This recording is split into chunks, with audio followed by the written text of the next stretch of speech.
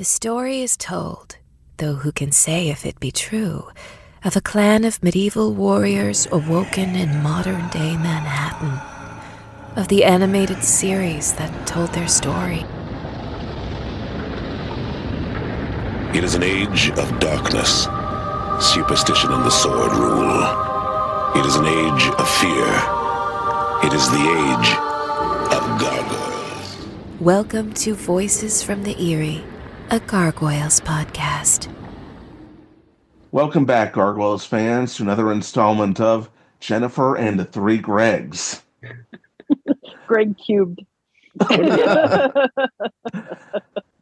I'm kidding. Welcome to another installment of Voices from the Eyrie, except I'm not really kidding. It really is Jennifer and the Three Gregs. I collect Gregs. It's a thing I do. I'm your co-host, Greg Bashansky, and you've heard her lovely voice, and if you're on our Patreon, you've seen her lovely face. You heard my co-host and partner in crime, Jennifer L. Anderson. Hi, guys. And rejoining us as usual is the creator of Gargoyles, Mr. Greg Weisman. That one me? Which one's me? That's it. We should have hello, my name is, and then your last name so we can figure out who's who. Even an initial, just a W. Hi, everyone. And we're very happy to welcome back to the show for the first time since our debut episode, one of the character designers of Goliath and Demona and the lead character designer of the second season, Mr. Greg Guler. The man, the myth, the legend. It's good to have you back. Very the other good. Greg. Yeah, I think moving forward, we're either going to address each other by last names or we're going to call each other by our full names, first and last. So, Jennifer L. Anderson, how are you? I am. I am existing. It's been a tough couple of weeks, guys. But ain't that the truth? Yeah. All right. We're going to be discussing the episode M.I.A. shortly. And before we get into this, when we record this, it's still 2024.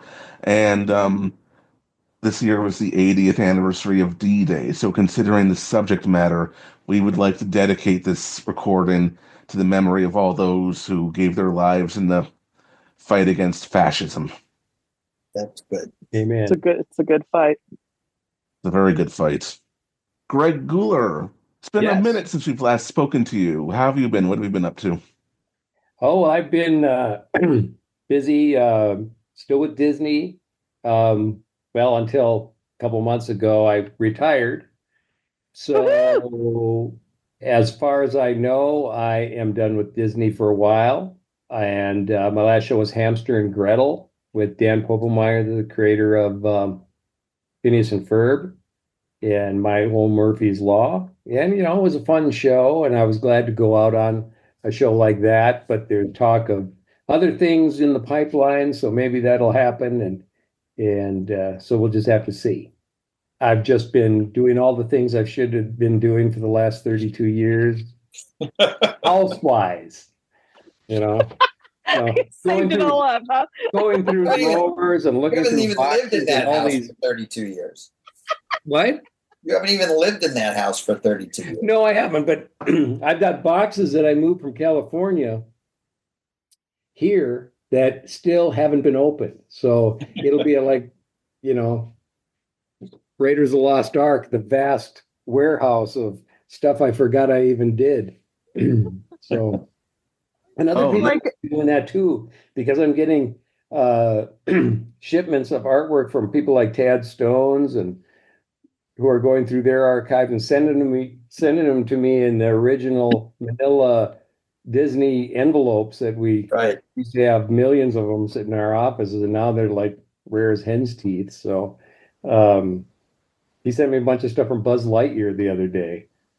So I can't even remember drawing it, but I must have. It looks like my stuff. It makes it a fun surprise. You open it up like, oh, hey, what's this? Yeah, oh, really, it's funny when you look at that kind of stuff, you see characters that were originally meant to be in the show that just evaporated.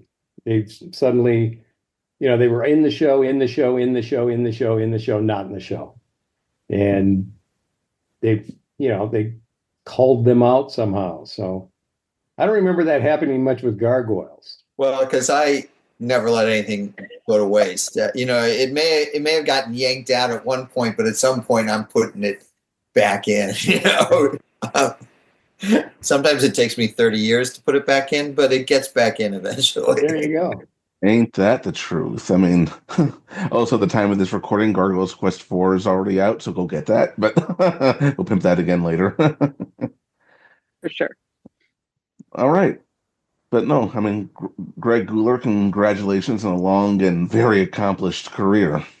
Well, thank you. It was nice. A lot of people have worked for Disney for a long time, and I had gaps where I worked with Greg on Spider-Man a little bit and other things over the years. And I was at Bento Box doing shows like Central Park and a couple other shows that are out of my mind right now. But yeah, mostly it was at Disney for those 32 years. And well, it was at Disney for the 32 years, but the additional years that I worked at other studios. And it was nice to be able to go out while still an employee, because then you get all the bric-a-brac and silver passes and all that stuff. That now I've got grandchildren who, eye those silver passes hungrily. So hopefully some of that stuff can happen.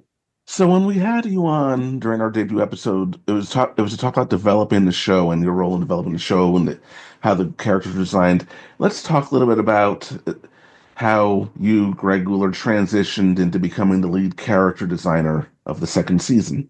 Well, it was so long ago that I think at the time Gargoyles got finally greenlit. What year would have that been? The green light on it. For the first season or the second? We were greenlit for season 1 in 1993, late 93. And then for season 2 in early 95 or spring 95. I might have just been coming off the Mighty Ducks. Well, we were before. Mighty Ducks was after that. Mighty Ducks was after. Mighty Ducks was after. I think you were doing props on Duck Days. Yeah. Or Quack Pack or Duck Days or Quack Pack, whatever it ended up being called. Right. Yeah, and then I guess I got the call. Back in those days, you just went from show to show to show. Mostly everybody stayed at Disney, and they just went from Goof Troop to Bonkers to whatever was coming down the pike. We all did go bonkers. Huh? Anyway, I probably got somebody contacted me. Maybe it was you, Greg. It probably was you. And you said, guess what? It's great. You're going to be able to be on the show. Because I'd always wanted to be on the show, but I was already committed to something else. When I originally started designing the characters for the show, I think I was working on Aladdin. Yeah, I think, as I recall it, for the